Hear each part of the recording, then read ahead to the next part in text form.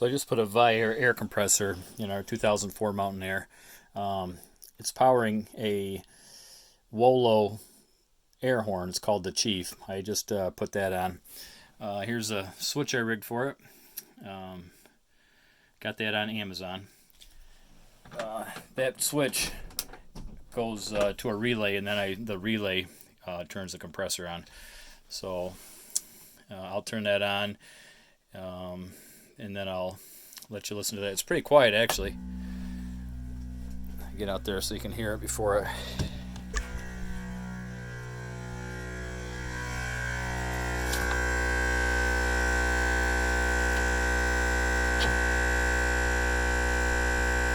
It's actually pretty quiet. The relay I put is up here, tapped into a power block. Come off of there, went to my relay, and that switch is what turns that relay on. And then I mounted that on 1-inch aluminum stock that I made like a little bracket that went around the frame. And you can see back here, that's my air actuating valve. And that's right into the horn switch itself. So I don't know if you can hear that humming in here.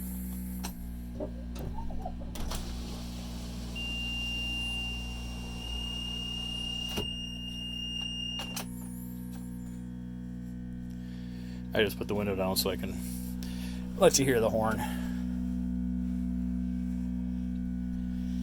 I just rigged it. It took the other electric horns off, and so you don't have. That just kicked off. So the only time that needs to be on really is if you're gonna. I'm gonna leave it off if we're not driving somewhere, but so you don't have to put in another switch. I just use the existing horn. So let's see if you can hear this thing. It's really quite loud. I